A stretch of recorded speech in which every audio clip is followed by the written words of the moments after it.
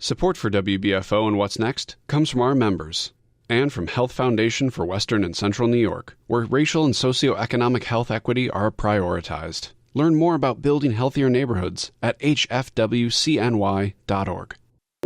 From Buffalo Toronto Public Media, this is What's Next, an hour dedicated to amplifying the voices of marginalized and underrepresented communities across Western New York and Southern Ontario. We cannot erase, we cannot reform, we cannot make things better if we're uncomfortable having tough conversations, Absolutely. if we're uncomfortable talking about race.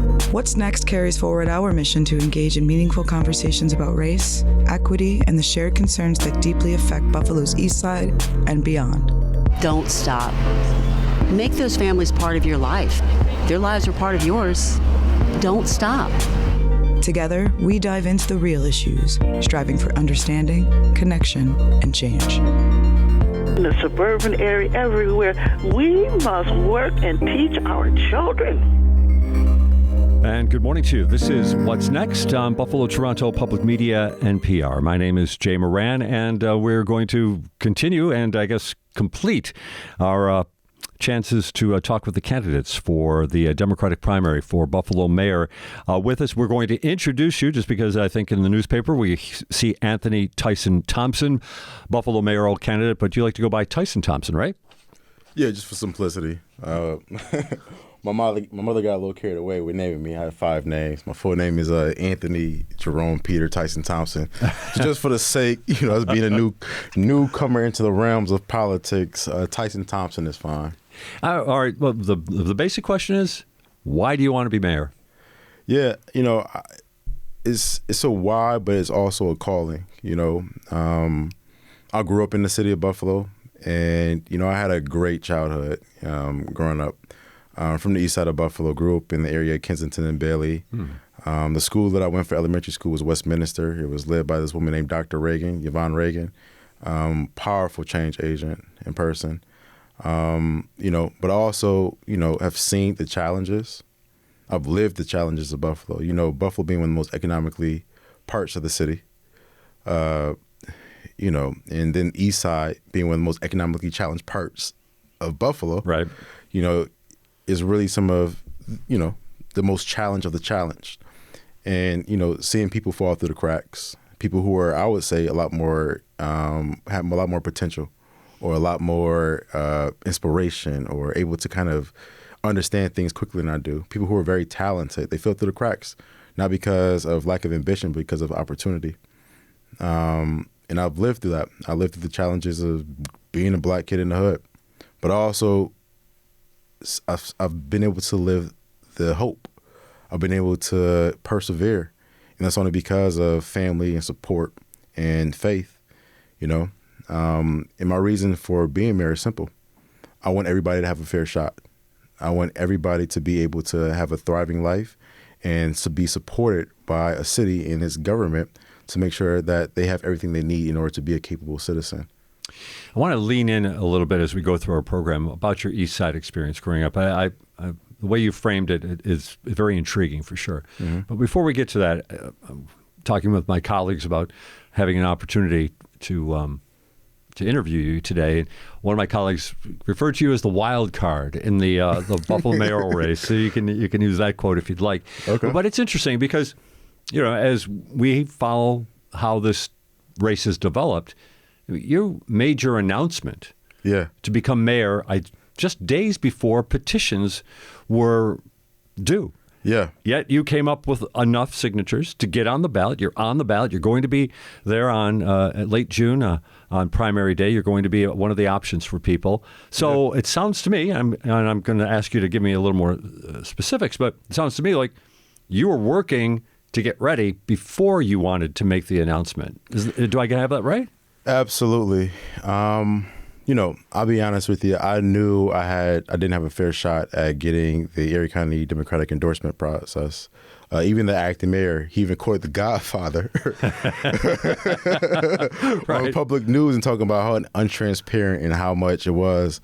I think after having, 20 years of one guy, Buffalo has always been a wait your turn type of city, right? Kiss the ring kind of city.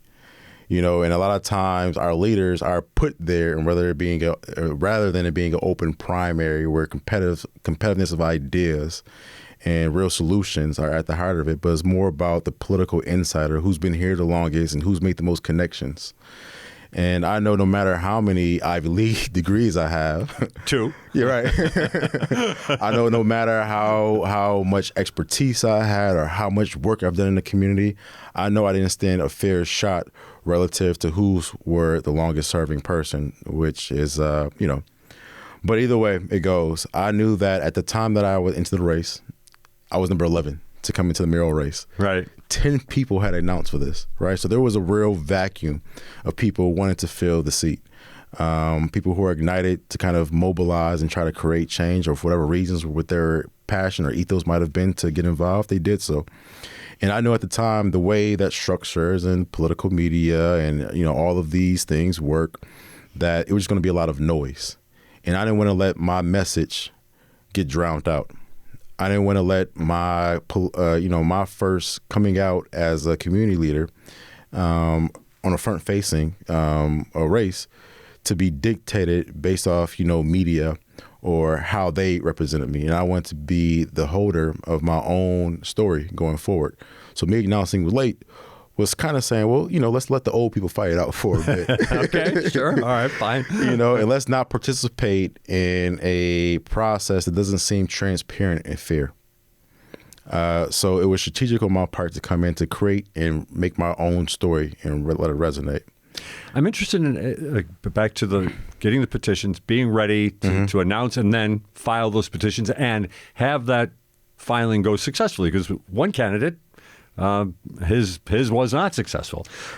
So, just tell me how that was. I mean, I know how you go about getting signatures, but I want to maybe. It's hard work, and it's not as easy as it seems. Not at all. But to that, I want to maybe talk a little bit about the legwork that went in for getting petitions. Yeah. Oh man. So first and foremost, the state has put petitioning process in the 2 coldest months in New York State, February and March, and I really think that's a disservice to the people, because it really deters the everyday person from seeking political or public office. Sure. If people have families, if people have jobs, if people can't commit to doing elections or running for office full time, it really deters them, because you're in the blistering cold, in Buffalo's cold, snowy winter, where run over potholes and people are already just trying to rush into wherever they're trying to do because it's cold outside. They don't want not to funny to talk to you.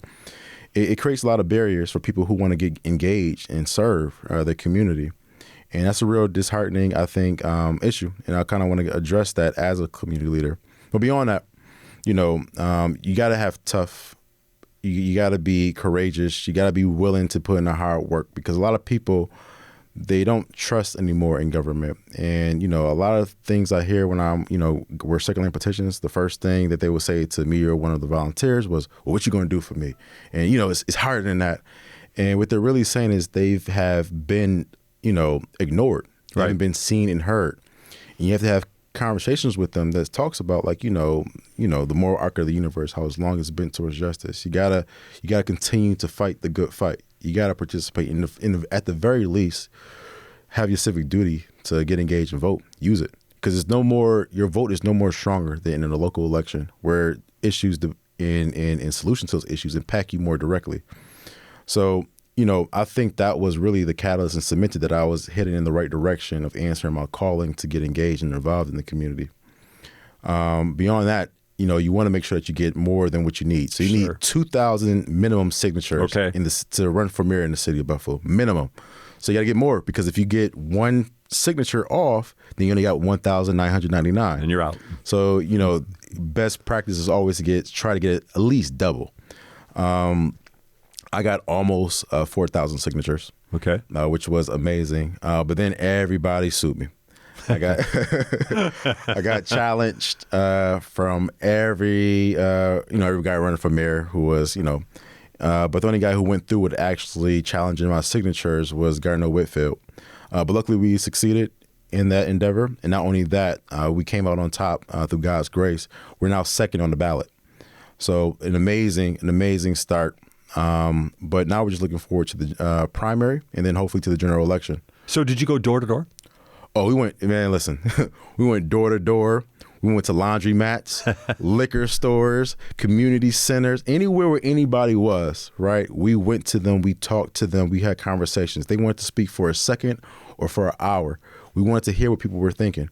And a lot of it was about the potholes, the crumbling infrastructure. A lot of it was about the despair in Buffalo, about the small glimmers of hope, but it's not good enough. And Buffalo is full of warm people. Like, don't confuse Buffalo's weather with Buffalo's people. Sure. Full of warm, hard-working people. It's called the City of Good Neighbors for a reason.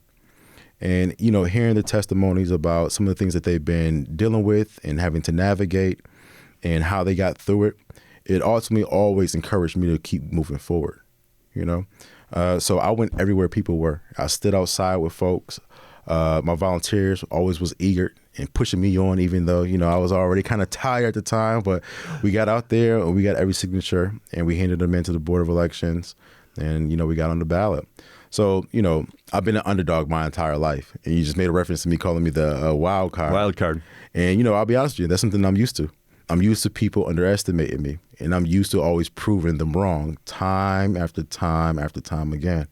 Who would ever thought this black boy from the east side of Buffalo could, not only make it through Buffalo public schools and through the streets, but to, learn from the greatest minds in the world and through, my education to change my trajectory, to make something of my life. And now I'll be back to help inspire the next generation and those who are here now, both new to Buffalo, who've been here for decades, to be a part of it, be a part of change. We can't keep expecting a new Buffalo from the same old people in the status quo. We need new vision and bold, dynamic leadership. Those conversations you had, and I appreciate some of the concepts that you laid out, the issues that came on. The pothole thing, yeah. You're affirming what we've kind of been hearing from other places as well. But is there a conversation maybe where someone just came at you hard and you had to really... Everybody. Yeah? So first of all, new kid on the block, right? Absolutely. Versus the old dogs, yeah. And, everybody wants to know who you are. And I don't just mean your name. I mean, like, who are you, right? Right. And how are you different from the status quo, right? What gives you, what gives you the spark to want to lead a city? And you have to have tough conversations, and you have to really lay it out there. Like, I may be new in terms of the political arena, but I'm not new to politics or to the community. My entire life has been about change and transformation. It's been about how can we change our communities. I started off as an organizer. I was, working in education, doing that for several years. Worked as a public advocate for the American Cancer Society. I ran multiple campaigns all through the country, raised millions of dollars all throughout the country in philanthropic efforts. I've been a part of conversations. I've been a part of systematic change. It's just that I don't need popularity or notoriety. I just need the work to get done. Tyson Thompson with us here on What's Next, one of the candidates for Buffalo mayor. His name will be on the Democratic primary ballot come June 24th. One of your experiences you told me about, you were down in a kind of a pivotal campaign in Florida back in 2016. You helped out with Representative Murphy, if I believe the name is, right? Yeah, Representative Stephanie Murphy. She is the first Vietnamese woman to serve in the U.S. Congress. It was a Florida campaign. What happened, my father had just passed the cancer. This August 6th will be the 10th year since his passing. And, I was lost for a bit. And, I just had to get out of the funk, and I had to do something to kind of reignite my spirit. And I decided to get engaged. At the time, it was 2016. So I was saying earlier, it was the rise of Donald Trump. Right. In Florida. And in Florida. Yeah, that's a big... Put the exclamation point next to that. Yeah, that's a big word, right? Florida. So that's Trump country. And let me tell you, man, politics in Florida is not like New York. It's a lot different in a lot of different ways. And I was hired through the Democratic Congressional Campaign Committee, the DCCC, and I was down there to do kind of field work, work with the field director, do field work. And I tell you, man, it was hard work. It was long hours, but it motivated something to me to see things happen in real time. Hearing this guy just, everything that I could pretty much be against, a guy like Trump and the guy who we were running against in the primary or in the congressional race was like it. It was this 22-year-old incumbent, 22-year served incumbent. His name was John Micah, and he's a real piece of work. Said a lot of horrible things about a lot of different things. But what happened that gave the campaign a glimmer of hope was the fact that Stanford, Florida, had just became a part of the congressional district. And for those who don't know, Stanford, Florida is one of the Black Wall Streets of Buffalo. It had a lot of affluent Black people who were able to withstand structural systemic marginalization, disenfranchisement, racism, and a whole host of other issues and make a thriving community. Is where Jackie Robinson was born, but it's also where Trayvon Martin was tragically murdered. So at the time in the community, there was a lot of activism. A lot of people were kind of rising up and getting engaged and mobilizing to work their way towards the poll for change. And luckily, that wave of support ultimately helped push Stephanie Murphy over the win.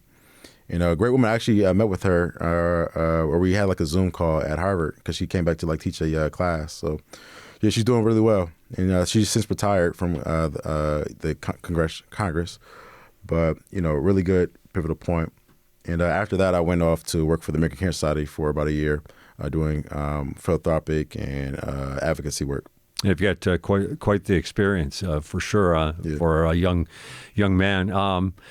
At the same time, I'm interested how you said that district was. It seemed like it was because of the Trayvon Martin tragedy and kind of the racial element of the Trump campaign in 2016. It sounded like you had a lot of activity going on in that district. Mm-hmm. Do you see a similar emotion, a similar passion here in Buffalo, or is it lacking? That's a good question. When I'm talking to people in Buffalo and when I'm discussing issues and I'm trying to motivate them or get them engaged or activated, a lot of people are activated. They are engaged. But a lot of people have so much distrust of city government or government in general. They don't like where politics is, where we've come so polarized. Everything is a this or that there's no room for nuance and complexity. There's a lot of despair in the city. There's a lot of people who are tired of the status quo, and they're hungry for something different, for new vision, bold, dynamic leadership, right? A lot of people are tired of the same old people doing the same old things, and Buffalo stays the same way. Only thing changes is promotions for the people who are currently in office, and that's a real challenge. My candidacy represents newness and how do we move Buffalo forward, not for the sake of talking or talking points or sound bites, but actual systemic issues being addressed in the city. So I think this campaign is so important. It's pivotal. It's transcending because first time in 20 years, we have an open primary in the city. There are 5 candidates running, which is unheard of in the city of Buffalo. They're all great men, I'll say that. But, we can't keep expecting New Buffalo from the same people. That's one. Number 2, it's time to move forward. I think that there's a lot of structural and systemic issues going on in Buffalo. And, a lot of problems that have happened under their wing and under their thumb. And now they're trying to repackage themselves as a solution. I think that's, also an issue that deserves more conversation. But we got to get engaged because whoever the next leader is, you got to make sure that we recognize that difference between authority and leadership. Authority is only a position. And whoever the next mayor is, that's only one person with one bit of authority in one office. It's going to take an entire city to transform the city of Buffalo. So you need a leader who knows the nuance of policy implementation, how to attack things, and then make sure it's being put into the community to work effectively, but also working as a city's lead organizer to make sure that power doesn't just come from the top down, it rises from the bottom up. I know you want to look forward. That's what the campaigns are all about, of course. But we've circled around this individual with a lot of different conversations here. Like you said, this is the first time in 20 years Byron Brown's not going to be running for mayor. He came out of the grassroots campaign out of the heart of Buffalo's east side. Did he let down the city of Buffalo? So I give a lot of grace and a lot of admiration for Byron Brown, but I also, out of love, give him critique. It's through that both that we figure out how to move forward. This is a class that we take at Harvard when you go to the Kennedy School of Government to learn. I mean, it's called exercising leadership. And one of the things that you're required to do, every student who takes the class, is you have to do a failures case. You have to analyze as a case study how a leader and how particularly you as a leader failed in your life as a professional, as a change agent. And it's not there to knock you down. It's there so you can learn from the mistakes. You know, I spoke about, you know, the moral arc of the universe earlier. That's one of Martin Luther King's like famous, you know, pedagogy. He talks about how it's long but it's bent towards justice. You know, he was the first black mayor of the city of Buffalo to put the expectation that he was going to solve all of East Side issues. You know, I think we need to give the man a little bit more grace than that, but also keep him accountable that it's ways in which he could have done more. Now, as the next mayor of Buffalo, it's my job to be a student of that history, to see where those pockets were, those glimmer of hopes, those mishandlings, and try to improve on it. So, you know, being a student of the facts, of the history, of the challenges at play, just because he's a black man or a particular person with a particular demographic in office, there are still structures in place that prevent him from being able to move or create swift change all across the city. We can appreciate that. You know, you have to do what you can, however you can, for as long as you can, and be ready to pass the baton to the next generation so that they can move the needle forward. You know, I'll say, you know, I want to always be honest to people. That change doesn't happen all the time in big swoops. It happens painfully slow, incrementally. And you have to have what we call the capacity for despair, right? It's saying that I know what we're up against. There's no such thing as a broken system. Everything is designed perfectly to work the way it is. So when you're keeping that in mind, that when you try to push back or intervene or, you know, solve something in the system, this matrix code is going to push back.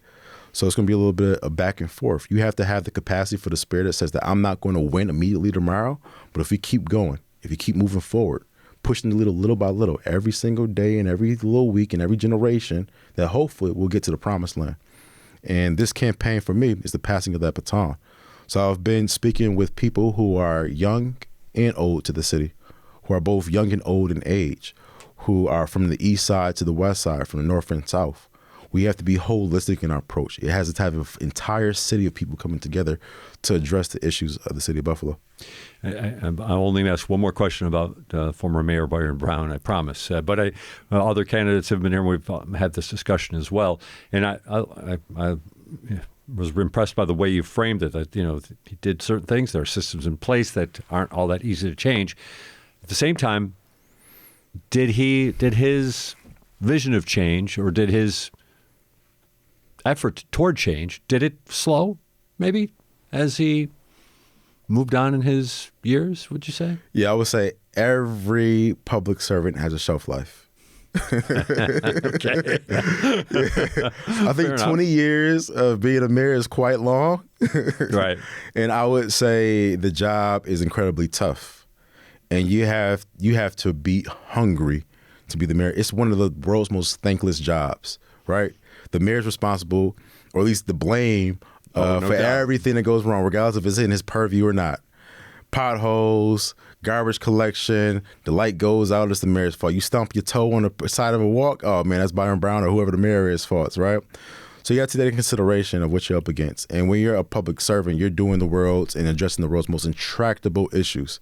So you got to be tough. And it can wear down on you. And I can imagine after 20 years, he started to get tired. And so I do think that it was time for him to move aside. And I'm happy that he ended up where he is. We now share the same slogan.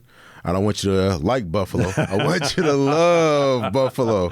And that's very true. It's very true. I can appreciate that one for sure. All right, so when we come back, we're going to take a time out. When we come back, we're going to get into some of those, like you just said, some of those challenges that the mayor's office has for sure. We're talking with Tyson Thompson, mayor, candidate for Buffalo mayor. He will be on the Democratic primary ballot coming up on June 24th. We'll take a time out, come back with more.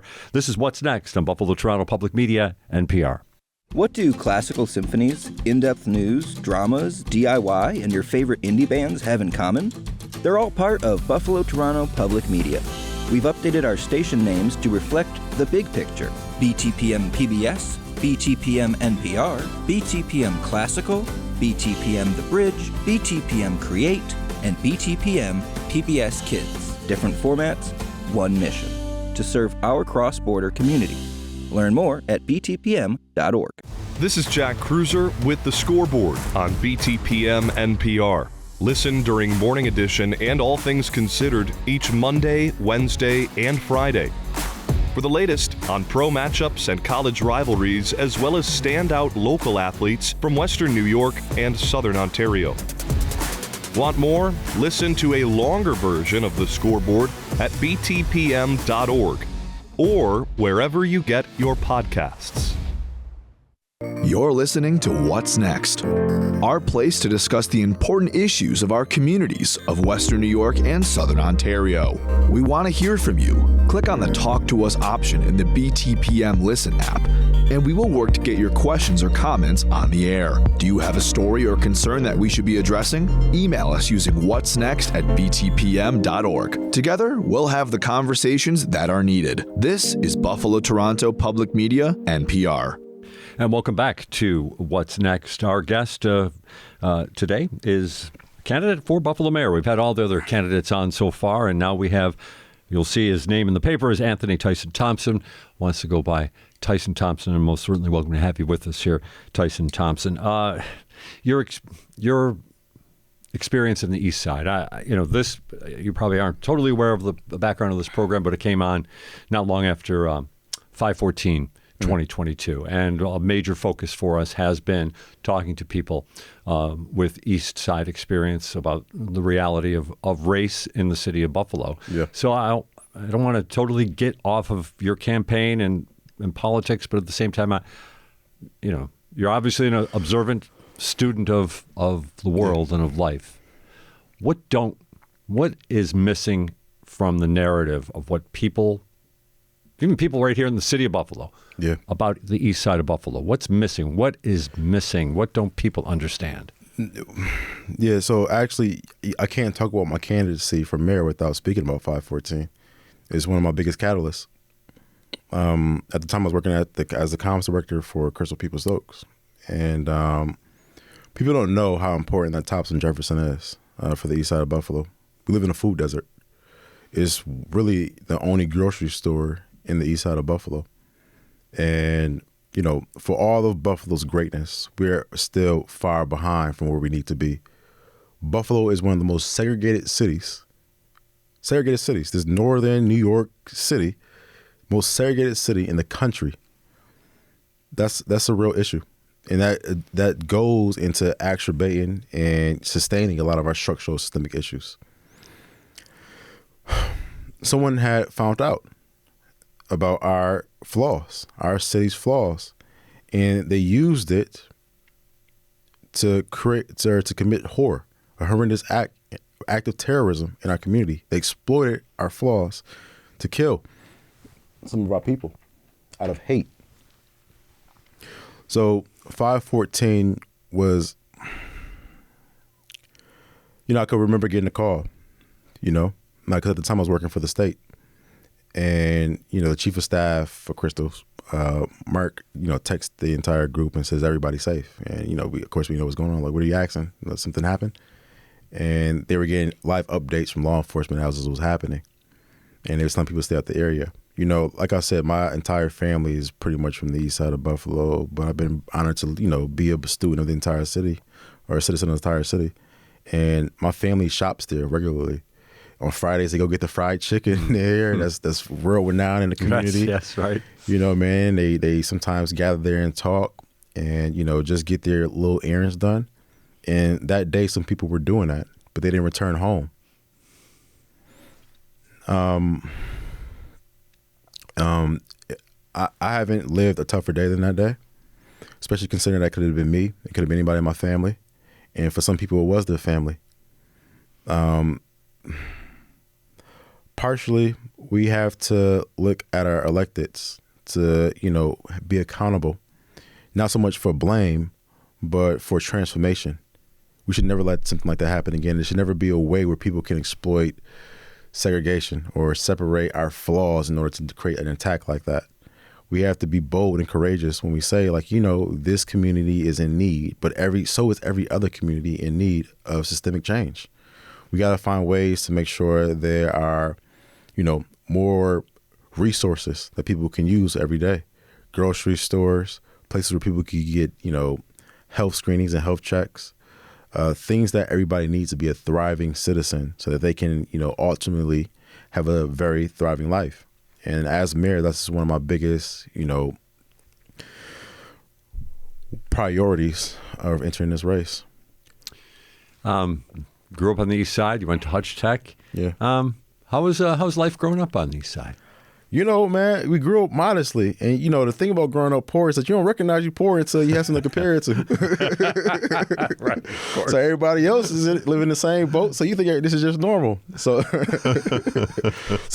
we might have, I'm looking now, being from where I've lived and what I've experienced, I recognize that we were very low in the totem pole in social economics. But I would not have never been able to guess that because I had a family who was wealthy in love and support. I'm one of 8. My mom is one of 9 grandparents. And then I got my other side of the family. So, my family raised us to be, all my cousins to be as close as siblings. So, that was one of my small privileges, right? The reason why I've been able to succeed in life is because of family, because I was one of the youngest out of the 8. And then that I had cousins and they were all older than me. So I got to see them make their mistakes and learn from it. Live vicariously through my family. Say, you know what I'm not going to do is raise my voice to my mom. I've seen how that worked for my brother. That's not a good go.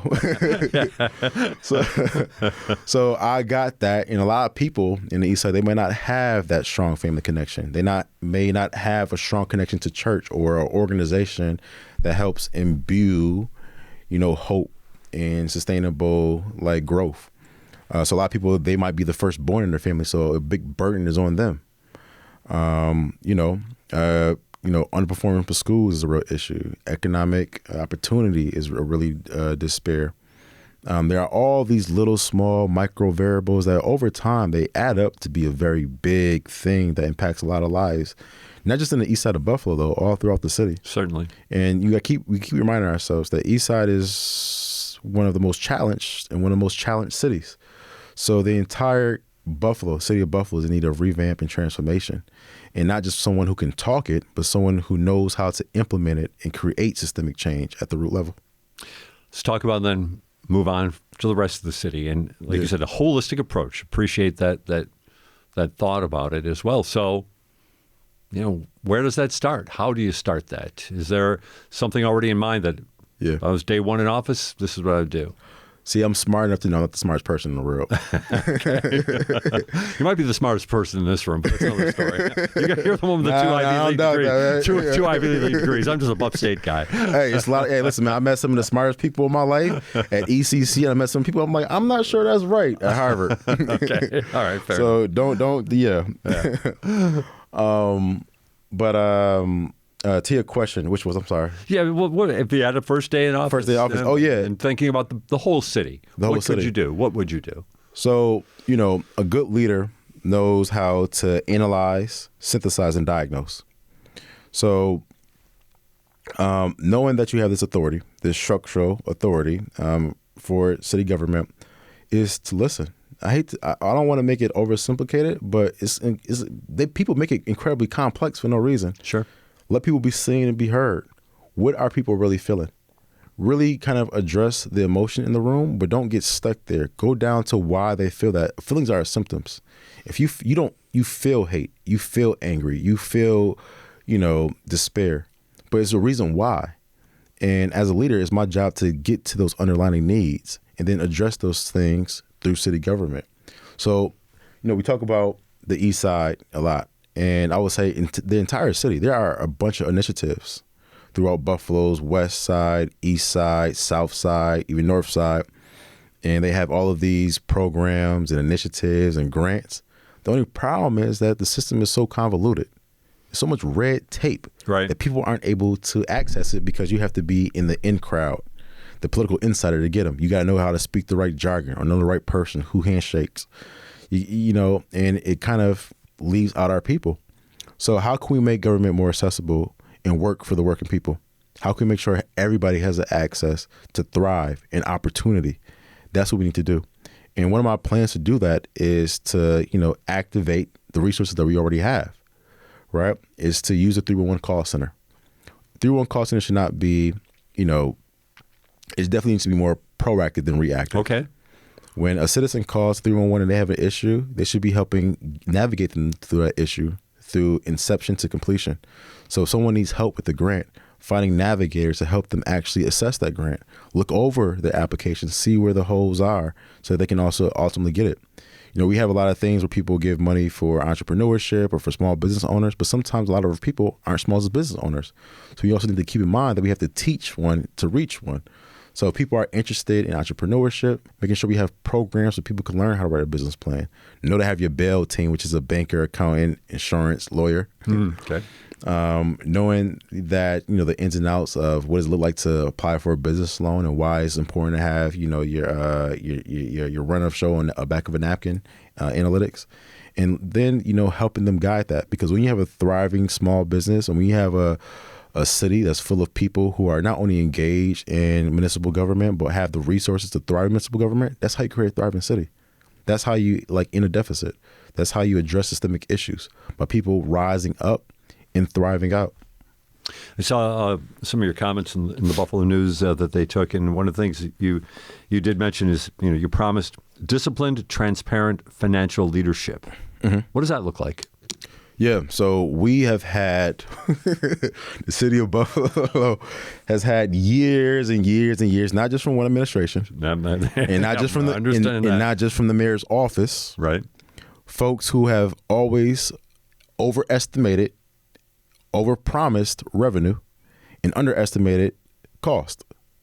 That has led to a structural deficit.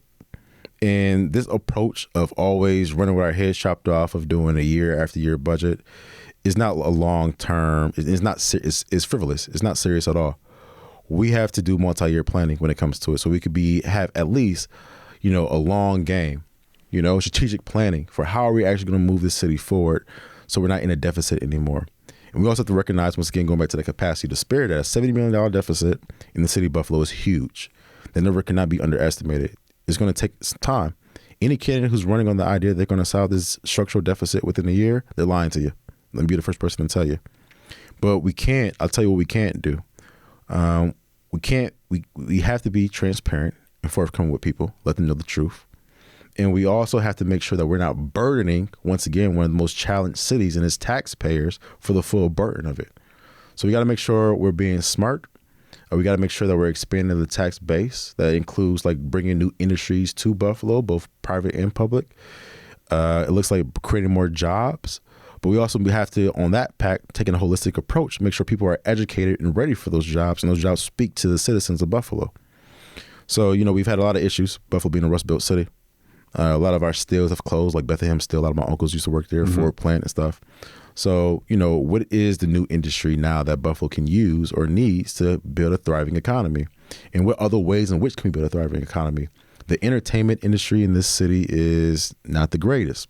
And we could take a look at all of the other thriving cities across the country. And one thing that they do have is a thriving culture. And that anticipates, or that helps promote, tourism. It promotes more business and people coming to the city to being a part of it. Any thriving city has great tourists, and they have people coming in and out, doing business in and out of the city. We have to ignite that. Toronto is 2 hours north. It's colder and gloomier. Yet they have a thriving economy, and it's partly due because of their culture.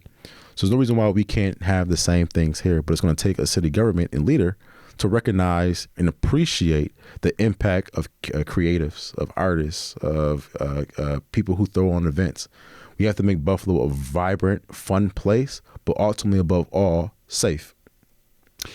Appreciate the concept about the multi-year planning when it comes to the budget. I'm sure there's a lot of people who are going to look at their tax bill this year. Wish you were there a while ago. But at the same time, I'm not going to ask you necessarily to endorse one of your opponents here. But a couple of things that are covering the deficit this year are going to be the mobile parking authority, the sale of the parking ramps, the hotel bed tax. What are what's your analysis of those? Those are Band-Aids, not so much real fixes. And I get that, I'm not going to critique too badly anyone for trying. And I think acting Mayor Scanlon is doing the best he can. I just don't believe it's enough. I think that sealing the parking lot is a mistake. I've heard the comptroller say that brings a significant revenue year after year. Selling it for a one-time cash option is going to put a temporary Band-Aid. But ultimately, in a year, so the way real estate has been in going up in this city, right. People, it goes up, a couple 100,000 every few years. So I think that doesn't address the long-term issues.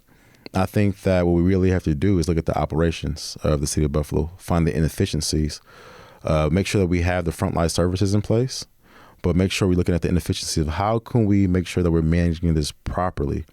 I always talk about the story about how at Harvard, it's this woman named Linda Bilmes, and she's a part of the Clinton administration. She was the CFO for the White House. And if you know anything about that, our national deficit has been red for however long our national deficit has been. But under the Clinton administration, it was balanced.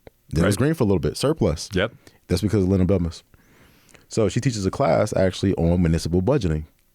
And the story I always say that she says that sometimes these people, they use the budget as a political way of gaining more political capital and, headlines. And most times that the people are not really serious about these budgets. What they're really doing is doing a WAG. And it stands for a wild blank guess. She says there's nothing less sexy than municipal budgeting, right? Taking line item 2 and moving it to 12C. Right. But what you have to do is you have to be first honest about where you're at.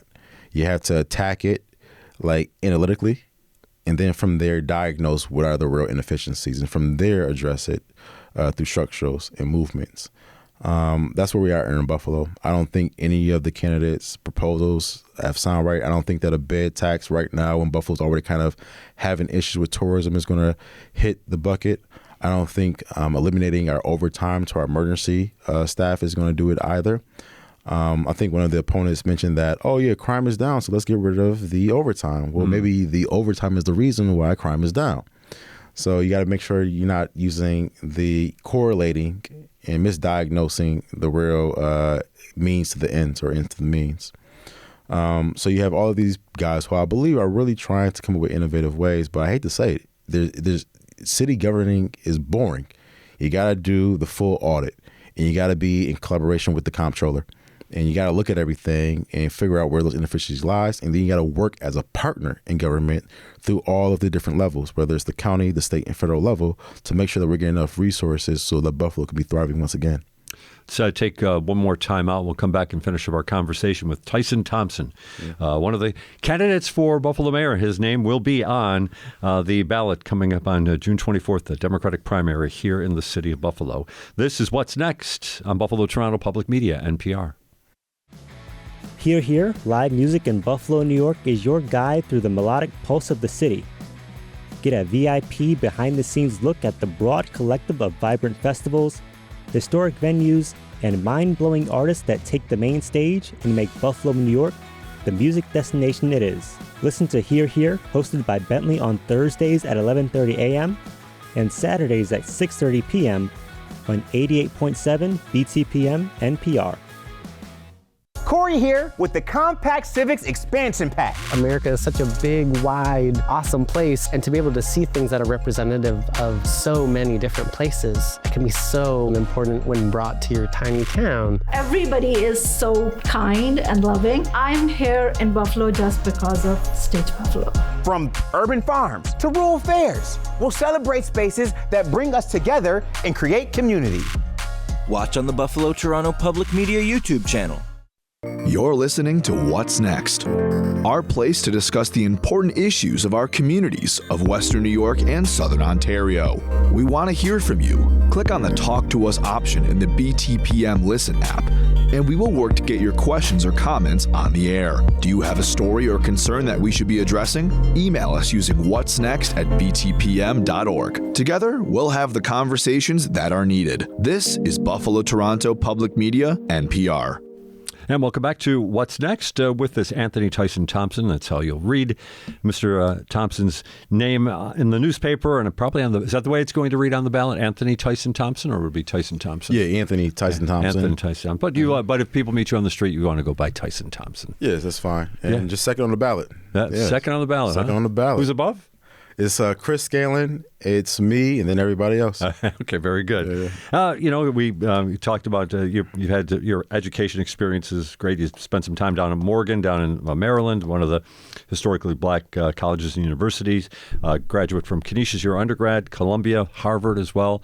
That's some education, for sure. Is that just kind of part of your DNA, that lifelong learner kind of thing? I think if you really want to be a change agent, you have to always be pushing yourself for, more knowledge, more wisdom. And, I'm a big proponent of education. I believe it's one of those things that it doesn't matter any of your demographics, if you're black or white, what your race is, your zip code, your income, your influence, your last name. Education is one of those things that help you transcend and really change the trajectory in life to do something and be something. Yeah, but I'm wondering, I just want to spread out into a kind of a national conversation because of your experience in some of these, other parts of the country. But you also kind of see a backlash against higher education, right? I mean, what are your thoughts about that? Yeah, I think that's a real pity because there's no better place where you could challenge your biases, both implicit and explicit, than at higher learning, where you have to not only create a position, but you got to defend it. You have to have open dialogue. You have to actually go find proof to support your argument. You learn how to be a critical thinker in those rooms, right? And then you get to recognize the diversity of ideas. The idea that, hey, I don't agree with you, but we can still have civil discourse to find where we are. And I think that when you limit the ability for higher education, or you're talking about things, I'm sure you're trying to get to like the Department of Education at the federal level. Yeah, okay. Either way, I mean, I just think it's something. I've seen polls that say that higher education, there's just kind of a pushback to it. There's all those kinds of things. It depends on if you you're trying to use higher education as a way to always be an expert. Right. We had this saying that that you don't always trust the expert. You know? A lot of times experts are wrong. And sometimes the people who are on the ground, the people who may have been untraditional in terms of their way of getting their expertise, is that they have a closer beat to what's really going on. So I think higher education is important, but things like empathy and compassion, those are things that transcend sometimes the rest of the rest. So it's good to have an Ivy League degree, but if you're an a-hole, it doesn't really amount to much. Right. If you're hard-headed or you're stubborn or you're not welcoming of new ideas and the possibility that you might be wrong, then you haven't really learned. You just went through a program and to get a degree.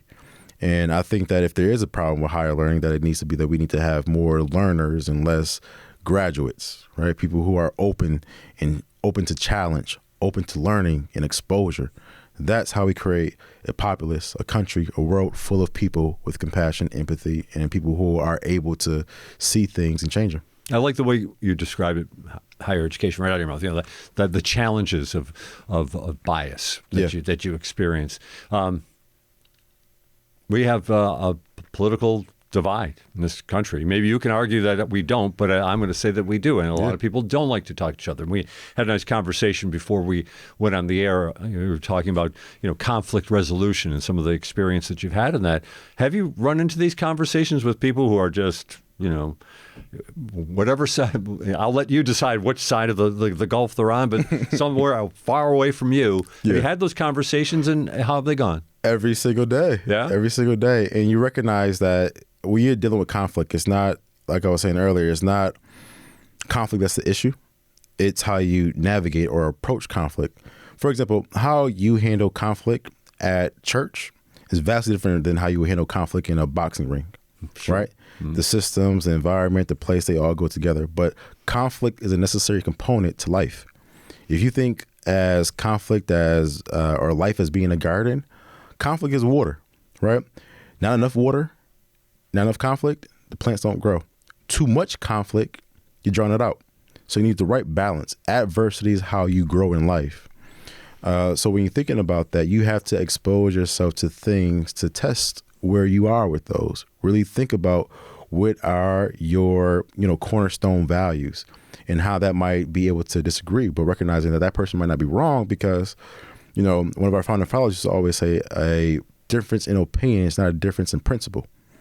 So I think what's going on now when we look across the country and even at the world globally, that we have an issue where you have to be this or that.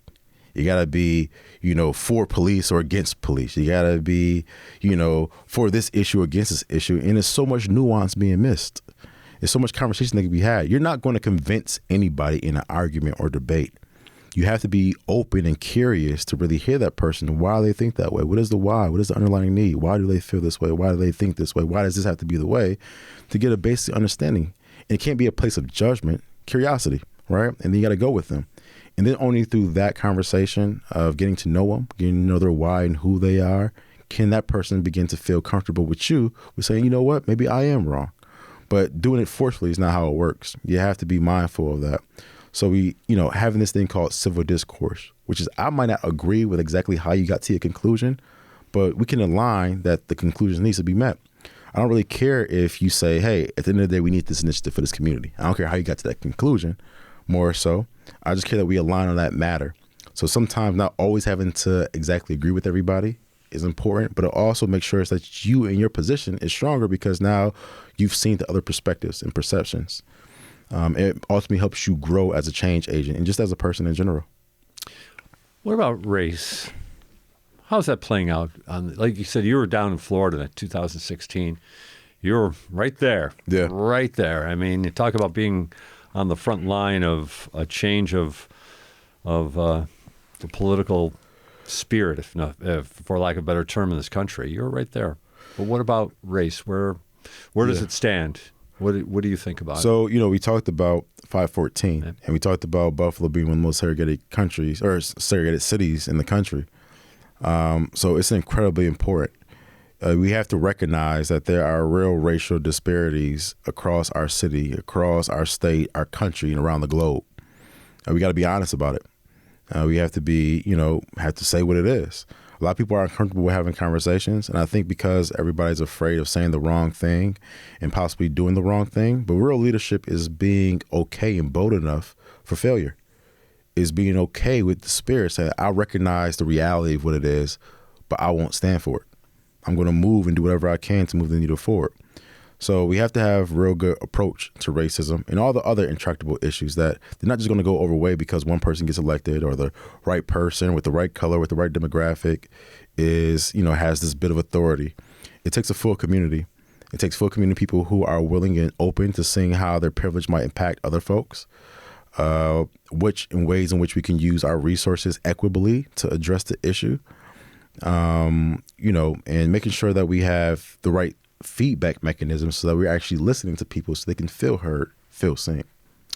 We're down to our last minute here. I'm sure you have your elevator pitch when it comes to up on front stoops throughout the city of Buffalo.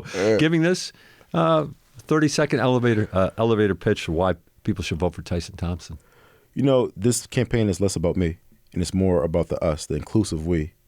This is a really pivotal point in Buffalo. And we have the status quo, which is full of despair, full of them potholes on Main Street. It's full of, economic opportunity that really needs a big push, and childhood poverty, one of the worst in the country. We could continue to do this with the same people for the same reasons, for the same old ways, or we could go a different path, one of hope, one of promise, one of helping working people to, build a thriving city. When you look at the other candidates, and you really should look at all the candidates, see who has the biggest capacity for actually making transformational change, not just lip service. A lot of people don't even know the mayor's race going on. And a lot of people didn't even know who these candidates were until they started coming around the community to ask for the vote. So we got to make sure, and that's the issue. If you've been elected official for over a decade and no one knows who you are, that's the problem. I think what we need in the city of Buffalo is new vision, bold, dynamic leadership, And I think when you do your homework, you'll see that the candidate that is that wild card you just mentioned with the long name. the real long name, we'll just call him Tyson Thompson. And by the way, just for anybody who's listening, we have interviews with all of the candidates who will be on the Democratic primary ballot. You can find that at btpm.org/NPR. Look up What's Next. You'll find all of those conversations there. And hopefully you've enjoyed this conversation with Anthony Tyson Thompson, candidate for mayor. How about that? I spoke a little in advance, huh? Maybe projecting something for that. But thanks so much for your time today, sir. Yeah, I appreciate it. Thank you for having me. This has been What's Next on Buffalo Toronto Public Media, NPR.